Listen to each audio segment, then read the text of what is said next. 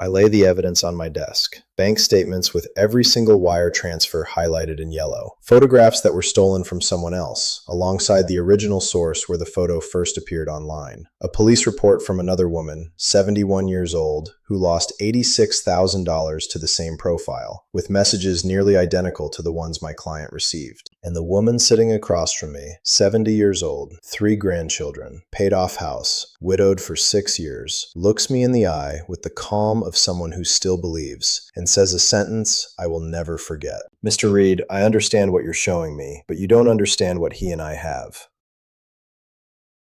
I'm Michael Reed, attorney for 20 years, family law, estates, elder protection. I've represented more than 400 elderly clients in cases of fraud, financial abuse, contested wills. I chose this path early. I was 23 when I watched my own grandmother lose her home to her stepchildren over a paperwork mistake any attorney would have caught in 10 minutes. I'm 48 today, and in all those years, in all those hundreds of cases, there is one specific kind of fraud that keeps me up at night. It's romance scam, romance fraud, the kind of fraud the victim doesn't report because the victim still believes.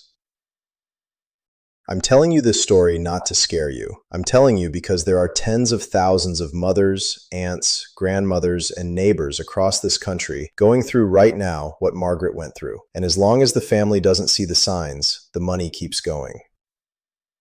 I'm going to tell you about Margaret. That's not her real name, but she is a real client of my firm. Everything I'm about to tell you actually happened. Margaret was 70 years old when her daughter walked into my office last September. Cold morning, Pittsburgh, Friday. The daughter came in with her husband, both quiet, both with red eyes. Said they needed urgent help, that this was a difficult case and they didn't know what else to do. Margaret's story is the story of so many American women her age. Born in Western Pennsylvania, daughter of a steelworker, worked her entire adult life as a bookkeeper for a regional supermarket chain in Pittsburgh. 42 years at the same company. Retired at 62 with a modest pension and Social Security. House paid off in a quiet street in Mount Lebanon. Old Toyota in the driveway. 2 children, both grown and married. 3 grandchildren, all under 12. Margaret had been widowed for 6 years. Her husband, Tom, had died of a sudden heart attack on a Sunday afternoon watching the Steelers game. 43 years of marriage. She had married Tom at 22, never dated another man as an adult. That Sunday morning, they had made breakfast together. That same afternoon, she was alone for the first time in 4 decades.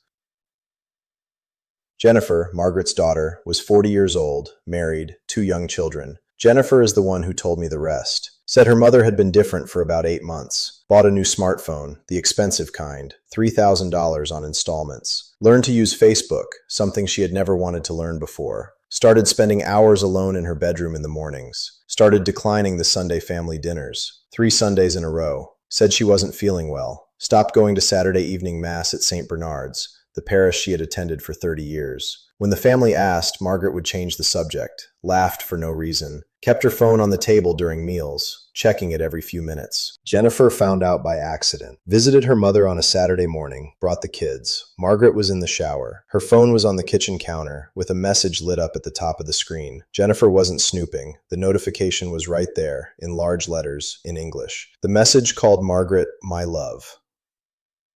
Jennifer went to the backyard, called her brother, and the 2 of them decided they had to find out what was going on. They didn't confront Margaret that day. They waited 2 days. Got into her phone with the help of Jennifer's 12-year-old, who knew more about apps than his parents. What they found was a conversation that had been going on for 14 months with a man named Edward Brennan. Edward presented himself as a retired civil engineer from Aberdeen, Scotland, currently working on a North Sea oil platform contract. He was 68 years old, widowed for 4 years, 1 daughter living in London. Christian, conservative, serious, mentioned God in nearly every message. The photos were of a distinguished older man with neatly cut white hair, kind eyes, usually in discreet locations, inside what looked like a hotel room, on a balcony overlooking a coastline, sitting at a desk wearing a white button-down shirt. Margaret had met Edward through Facebook. He had sent her a friend request after commenting on a photo Jennifer had posted, a photo of Margaret at her 70th birthday celebration. He had written something like, "What a beautiful lady, happy birthday." Margaret accepted the friend request. That's how it started.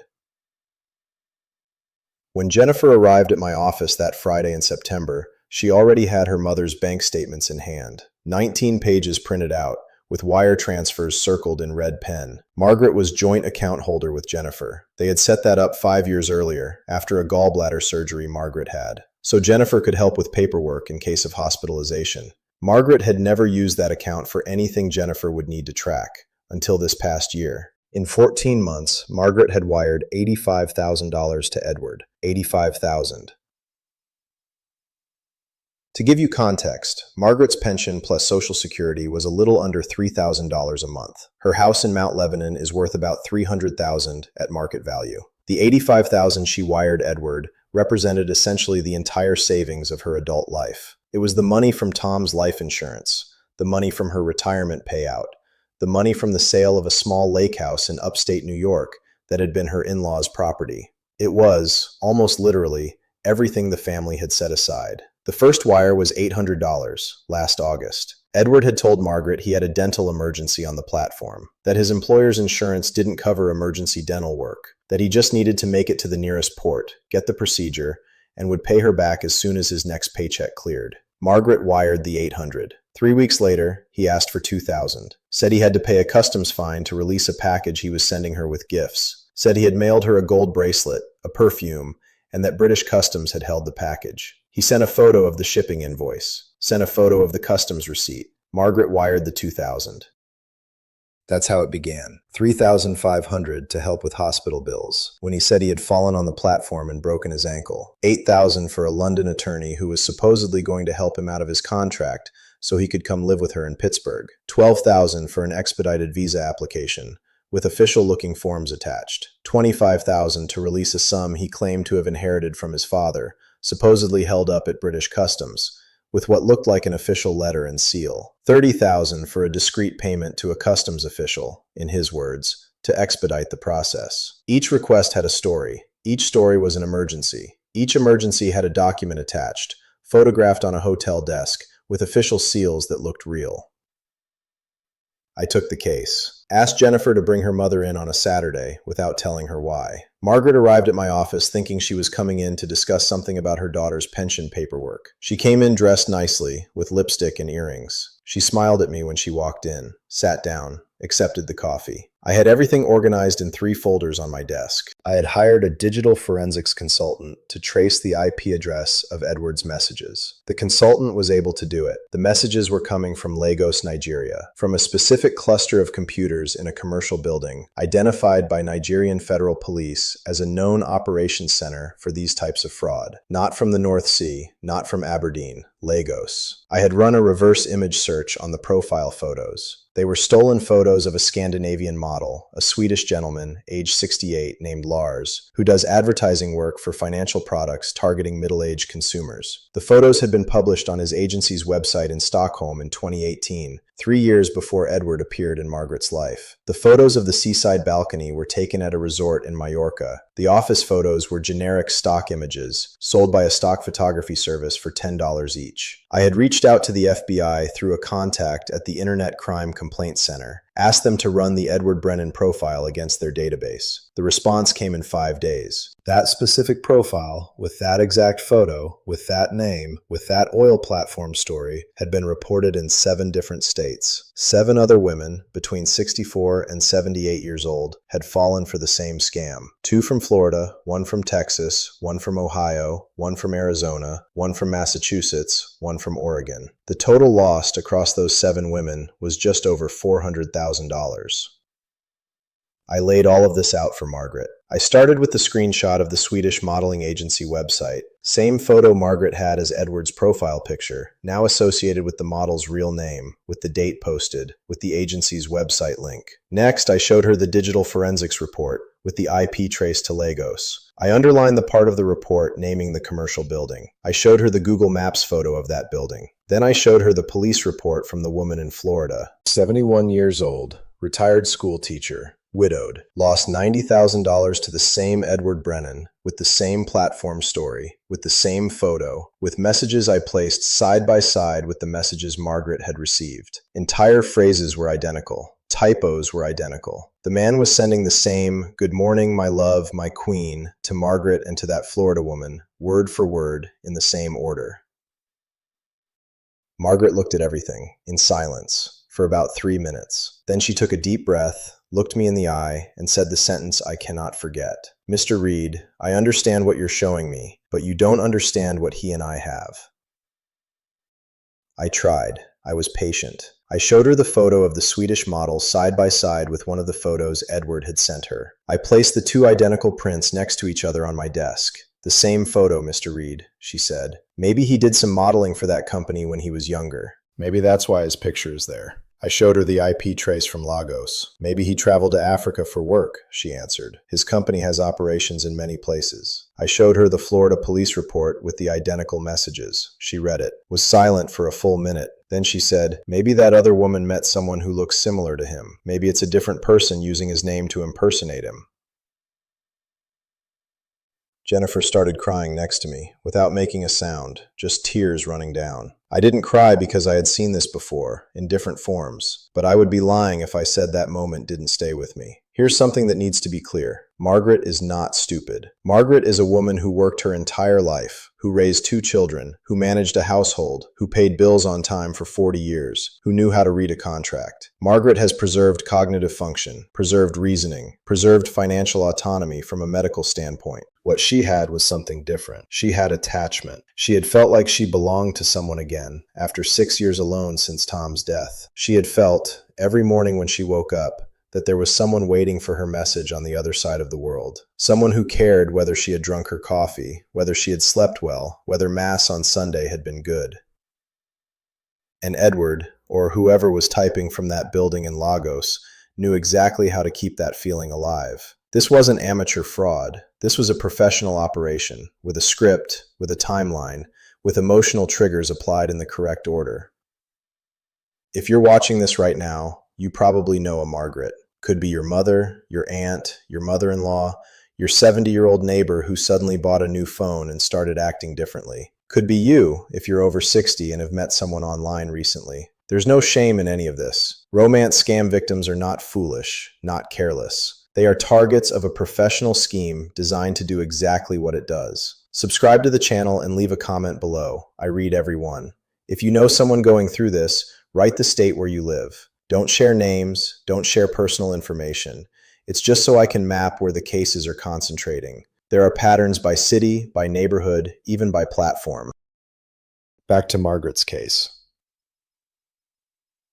I was not able to recover any of Margaret's money, not a single dollar, $85,000, wired in international transfers, fragmented into amounts of $1,000, $3,000, $5,000. Received in different accounts that were opened and closed across multiple cities in Nigeria. When the FBI requested international cooperation through Interpol, the response came months later, standard. Accounts had been closed. IPs had been masked through commercial VPN services. The named recipients on the wire transfers were identities that probably didn't exist or belonged to people who had been paid to lend their identification. There was no useful trail. And worse, I was not even able to file a complete victim complaint. Because Margaret refused to cooperate as a victim. She said she didn't want to report Edward. She said she didn't believe what I had shown her. She said if I insisted, she would find another attorney. Without her testimony as a victim, the complaint stayed generic. I filed it as attempted wire fraud with identification of a transnational criminal enterprise. But without the victim cooperating, the case went into the queue. Do you know how many cases are in the FBI cybercrime queue? Tens of thousands. I tried partial guardianship. I spoke with Jennifer and her brother about petitioning for a court order to prevent Margaret from making further international wire transfers. Margaret found out. Someone said something. Probably Jennifer's husband. Doesn't matter. She was furious with her daughter. Almost cut off contact. Said Jennifer was trying to steal her life. Said her daughter was jealous because she was happy for the first time in 6 years. Said things a mother should not say to a daughter. Jennifer dropped the guardianship petition. I supported the decision, because the emotional cost to the family would have been greater than the gain. Margaret had lost the money. That money was not coming back. But if we had pushed forward with the guardianship, she would have lost the family too. She would have thrown her daughter out of her life. She would have changed her will. She would have spent the $30,000 she still had on attorneys to fight the guardianship. Today, 18 months later, Margaret still talks to Edward. She doesn't send money anymore because she doesn't have any. but she chats with him every day. He still says he's coming for her, still sends good morning messages, still calls her my love. Jennifer learned to live with this, decided that what she could do was protect what was still protectable, the house, primarily. Was able, with a lot of conversation, to convince Margaret to transfer the house into a life estate, where ownership goes to Jennifer and her brother, and Margaret has the right to live there for the rest of her life. To prevent her, in a moment of weakness, from transferring the house too.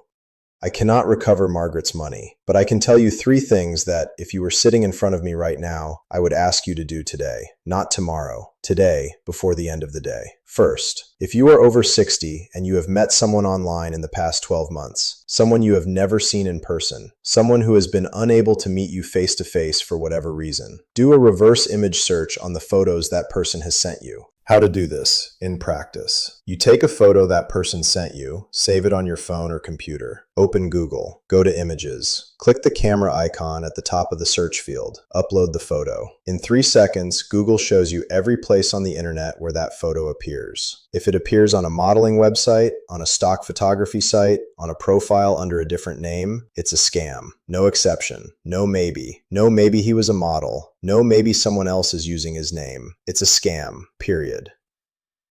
The real person exists on the internet under their real name, real identity, real profession, real life. The scammer exists using the real person's photo and a fake name. These are 2 different universes. When you do the reverse search, you find out which one is real. Second, if that person has asked you for money at any point, even a small amount, even $20, even a gift card from the pharmacy, it's a scam. There is no international relationship started online where the other person asks you for money. There is no medical professional, no military contractor, no engineer, no widowed wealthy gentleman, no missionary who meets you on Facebook or Instagram and within a few months needs your financial help. There is no such person. A real person with real income does not ask money from an older woman they met on the internet. And the request never starts big. It always starts small. $300 for a small emergency. That's the test. If you wire the $300, you are conditioned to wire the $3,000 when he asks 2 months later, and the $30,000 when he asks 6 months later, and the $100,000 when he asks a year later. It is a gradual scheme. It is intentional.